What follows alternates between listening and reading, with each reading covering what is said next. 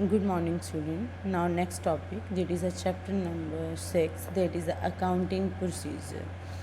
So, in previous video, we have discussed chapter number 1, that is the introduction of accounting. Now, let us start with the accounting procedure. What are the procedure of accounting?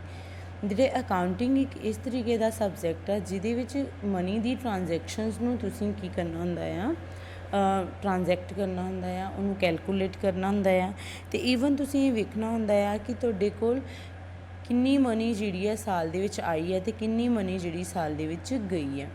ਅਤੇ ਨਾਲ ਹੀ ਅਸੀਂ ਇਹਨੂੰ ਕਹਿ ਦਿੰਦੇ ਹਾਂ rules of debit and credit. Rules of debit and credit ਕਿ ਜੋ ਤੁਹਾਡੇ ਕੋਲ ਆਇਆ ਦੈਟ ਆਰ ਉਹਨੂੰ ਤੁਸੀਂ ਕਿਹਦੇ ਵਿੱਚ ਲਿਖੋਗੇ, ਡੈਬਿਟ ਸਾਈਡ ਦੇ ਵਿੱਚ। ਜੋ ਤੁਹਾਡੇ ਕੋਲ ਗਿਆ, ਜਿੰਨੀ ਮਨੀ ਤੁਹਾਡੇ ਕੋਲੋਂ ਗਈ, ਉਹਨੂੰ ਤੁਸੀਂ ਕਿਸ ਸਾਈਡ 'ਤੇ ਲਿਖੋਗੇ, ਕ੍ਰੈਡਿਟ ਸਾਈਡ 'ਤੇ। Okay, so let us start with the concept of account. Account ਕੀ ਹੁੰਦਾ ਆ ਬੇਟੇ? ਅਕਾਊਂਟ ਇੱਕ ਉਹ ਰਿਕਾਰਡ ਹੁੰਦਾ ਆ ਜਿੱਥੇ ਤੁਸੀਂ ਕਿਸੇ ਪਰਟੀਕੂਲਰ ਹੈਡ ਦੇ ਅੰਡਰ ਇਨਫੋਰਮੇਸ਼ਨ ਜਿਹੜੀਆਂ ਆਪਣੀਆਂ ਟ੍ਰਾਂਜੈਕਸ਼ਨ ਜਿਹੜੀਆਂ ਆ ਉਹਨਾਂ ਨੂੰ ਰਿਕਾਰਡ ਕਰਨਾ ਹੁੰਦਾ ਆ with their effect and direction. Money effect ਮਤਲਬ ਕਿੰਨੀ ਮਨੀ ਆਈ ਆ ਜਾਂ ਗਈ ਆ, ਸੋ ਔਨ। ਠੀਕ ਹੈ ਬੇਟਾ ਜੀ। ਅਕਾਊਂਟ ਜਿਹੜਾ ਹੁੰਦਾ ਆ ਉਹਨੂੰ ਹੀ ਟ੍ਰਾਂਜੈਕਸ਼ਨਸ ਹੀ ਕਹਿ ਸਕਦੇ ਹਾਂ which are record under the particular head. For example ਬੇਟੇ, this is the account. Account ਹਮੇਸ਼ਾ ਟੀ ਟਾਈਪਸ ਪਏਗਾ ਜਿਹਦੀ ਟੂ ਸਾਈਡਸ ਹੋਣਗੀਆਂ, ਜਿਹਨੂੰ ਇਹਨੂੰ ਅਸੀਂ ਕਹਾਂਗੇ ਪਰਟੀਕੂਲਰ, ਇਹਨੂੰ ਅਸੀਂ ਕਹਾਂਗੇ ਅਮਾਊਂਟ, ਇਹਨੂੰ ਵੀ particular. Now that are amount. ਇਹਦੀਆਂ ਦੋ ਸਾਈਡਸ ਨੇ ਬੇਟੇ। We divide our account from there. Okay, so it mean ਕਿ ਦੇਰ ਆਰ ਟੂ ਸਾਈਡਸ। ਅਤੇ ਜਿਹੜੀ ਇੱਧਰ ਵਾਲੀ ਸਾਈਡ ਆ that are called debit side, ਅਤੇ ਜਿਹੜੀ ਇੱਧਰ ਵਾਲੀ ਸਾਈਡ ਆ that are called credit side. Okay, ਹਮੇਸ਼ਾ ਜਿਹੜੀ ਤੁਹਾਡੀ ਡੈਬਿਟ ਸਾਈਡ ਆ ਉਹਦੇ ਵਿੱਚ ਮਨੀ ਉਹਦੇ ਵਿੱਚ ਰਿਕਾਰਡ ਹੋਏਗੀ ਮਨੀ ਜਿਹੜੀ ਤੁਹਾਡੇ ਕੋਲ ਆਏਗੀ, ਅਤੇ ਕ੍ਰੈਡਿਟ ਸਾਈਡ 'ਚ ਉਹ ਰਿਕਾਰਡ ਹੋਏਗੀ ਮਨੀ ਜਿਹੜੀ ਤੁਹਾਡੇ ਕੋਲੋਂ ਜਾਏਗੀ। So this is the account. Particular head means ਕਿ ਇਸ ਅਕਾਊਂਟ ਨੂੰ ਅਸੀਂ ਕਿਸੇ ਅਕਾਊਂਟ ਦਾ ਨਾਮ ਦੇ ਦਿੰਦੇ ਹਾਂ। For example machinery account. Okay, so that are called account. ਜਦੋਂ ਅਸੀਂ ਕਿਸੇ ਪਰਟੀਕੂਲਰ ਹੈਡ ਦੇ ਅੰਦਰ ਕਿਸੇ ਇੱਕ ਚੀਜ਼ ਦੀ ਅਕਾਊਂਟਿੰਗ ਕਰਦੇ ਹਾਂ ਇੱਕ ਪਰਟੀਕੂਲਰ ਪਲੇਸ ਦੇ ਉੱਪਰ, ਉਹਦੀ ਇਫੈਕਟਸ ਐਂਡ ਡਾਇਰੈਕਸ਼ਨ ਦੇ ਨਾਲ ਕਿ ਕਿੰਨੀ ਮਨੀ ਸਾਡੇ ਕੋਲ ਆਈ ਹੈ ਅਤੇ ਕਿੰਨੀ ਗਈ ਹੈ, that are called account. Now next is the transaction.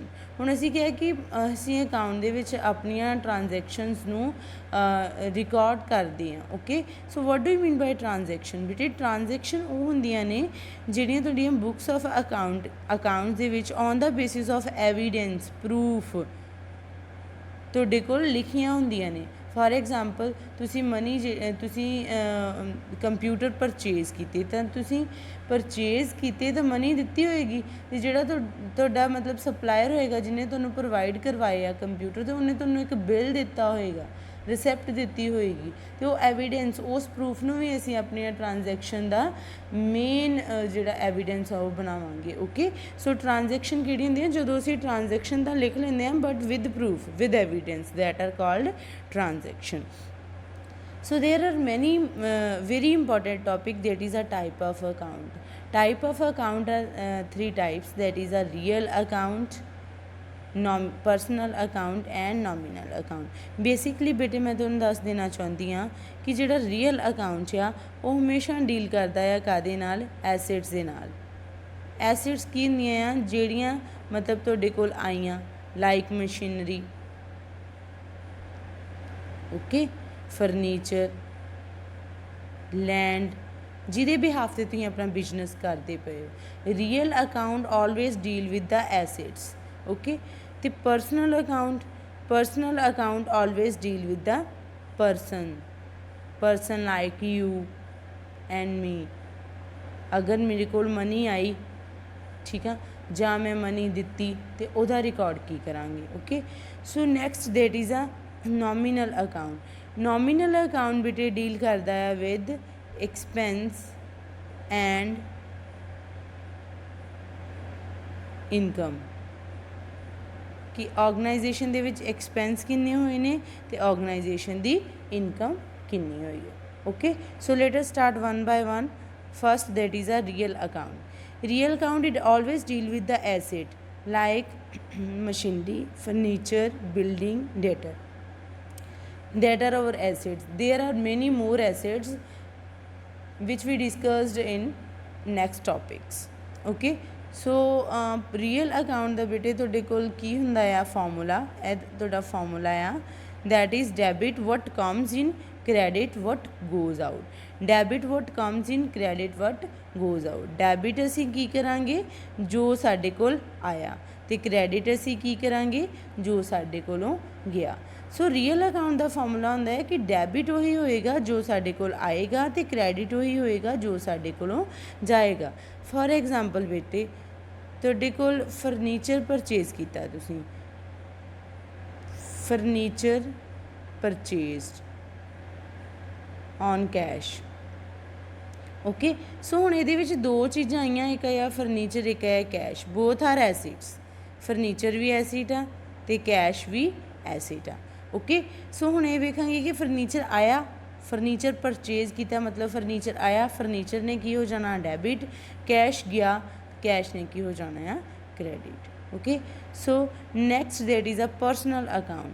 Personal account deal with the natural person, artificial person ਅਤੇ representative person. Natural person like you and me, like a person, ਜਿਹੜਾ ਕਿ ਪਰਮਾਤਮਾ ਨੇ ਇੱਕ ਇਨਸਾਨ ਬਣਾ ਕੇ ਭੇਜਿਆ, that are called natural person. ਅਤੇ artificial person for example bank, institution, ਜਿਨ੍ਹਾਂ ਦਾ ਆਪਣਾ ਨਾਮ ਤੇ ਹੁੰਦਾ ਆ ਬਟ ਉਹ ਸਰਵਾਈਵ ਕਿਸੇ ਪਰਸਨ ਦੇ ਅੰਡਰ ਕਰਦੇ ਪਏ ਹੁੰਦੇ ਨੇ। Okay, that are also called ਆ ਆਰਟੀਫਿਸ਼ੀਅਲ ਪਰਸਨ। ਅਤੇ ਰਿਪਰਜੈਂਟੇਟਿਵ ਪਰਸਨ ਲਾਈਕ RBI, ਜਿੱਦਾਂ ਕਿ ਉਹ ਰਿਪਰਜੈਂਟ ਕਰਦੀ ਪਈ ਹੈ ਬਹੁਤ ਸਾਰੇ ਇੰਸਟੀਟਿਊਸ਼ਨ ਨੂੰ, ਦੈਟ ਆਰ ਕਾਲਡ ਰਿਪਰਜੈਂਟੇਟਿਵ ਪਰਸਨ। ਬੇਟੇ ਇਹਦਾ ਫਾਰਮੂਲਾ ਕੀ ਹੁੰਦਾ ਹੈ, ਡੈਬਿਟ ਦਾ ਰਿਸੀਵਰ, ਜਿਸ ਪਰਸਨ ਨੇ ਰਿਸੀਵ ਕੀਤੀ ਉਹ ਡੈਬਿਟ ਹੋਏਗਾ, ਜਿਸ ਪਰਸਨ ਨੇ ਮਨੀ ਦਿੱਤੀ ਉਹ ਕ੍ਰੈਡਿਟ ਹੋਏਗਾ। For example Rohan sell product to Mohan. ਹੁਣ ਇਹਦੇ ਵਿੱਚ ਦੋ ਪਰਸਨ ਨੇ, one is a Mohan, second is a Rohan. Rohan ਨੇ ਸੇਲ ਕੀਤੀ, ਠੀਕ ਆ, ਸੇਲ ਕੀਤੀ ਅਤੇ ਉਹਦੇ ਕੋਲੋਂ ਗਈ ਪ੍ਰੋਡਕਟ ਗਿਆ, ਉਹਦੇ ਕੋਲੋਂ ਮਨੀ ਆਈ ਹੋਏਗੀ, ਮਨੀ ਰੋਹਨ ਕੋਲ ਆਈ ਹੋਏਗੀ ਅਤੇ ਮੋਹਨ ਨੇ ਮਨੀ ਦਿੱਤੀ ਹੋਏਗੀ। ਰੋਹਨ ਨੇ ਰਿਸੀਵ ਕੀਤੀ ਅਤੇ ਮੋਹਨ ਨੇ ਗਿਵ ਕੀਤੀ, ਅਤੇ ਐਂਟਰੀ ਤੁਹਾਡੀ ਕੀ ਹੋ ਜਾਣੀ ਆ, Rohan account debit to Mohan account. Okay, so last that is a nominal account. Nominal account always deal with the expense and income. Expense and income ਜਿੱਥੇ ਬੇਟੇ ਜਿੰਨੇ ਵੀ ਤੁਹਾਡੇ ਲਾਸ ਹੋਣਗੇ ਜਾਂ ਐਕਸਪੈਂਸ ਹੋਣਗੇ ਉਹ ਸਾਰਿਆਂ ਨੂੰ ਅਸੀਂ ਡੈਬਿਟ ਕਰਾਂਗੇ, ਅਤੇ ਜਿੰਨੇ ਵੀ ਤੁਹਾਡੀਆਂ ਇਨਕਮਸ ਹੋਣਗੀਆਂ ਜਾਂ ਗੇਨ ਹੋਣਗੇ ਉਹਨਾਂ ਨੂੰ ਅਸੀਂ ਕ੍ਰੈਡਿਟ ਕਰਾਂਗੇ। ਫੋਰ ਐਗਜ਼ਾਮਪਲ ਅਗਰ ਤੁਸੀਂ ਇੰਟਰਸਟ ਰਿਸੀਵ ਕਰਦੇ ਪਏ ਹੋ, ਇੰਟਰਸਟ ਰਿਸੀਵ ਕੀਤਾ, ਦੈਟ ਆਰ ਯੂਅਰ ਇਨਕਮ, ਅਤੇ ਉਹਨੇ ਕੀ ਹੋ ਜਾਣਾ ਆ ਕ੍ਰੈਡਿਟ। ਅਗਰ ਇੰਟਰਸਟ ਦਿੰਦੇ ਪਏ ਹੋ, ਦੈਟ ਆਰ ਯੂਅਰ ਐਕਸਪੈਂਸ, ਅਤੇ ਉਹਨੇ ਕੀ ਹੋ ਜਾਣਾ ਆ ਡੈਬਿਟ। ਕ੍ਰੈਡਿਟ ਕਿੰਨੇ ਹੋਣਾ ਆ, ਇਨਕਮ ਨੇ, ਅਤੇ ਲੌਸਿਸ ਨੇ ਅਤੇ ਐਕਸਪੈਂਸ ਨੇ ਕੀ ਹੋਣਾ ਆ ਡੈਬਿਟ।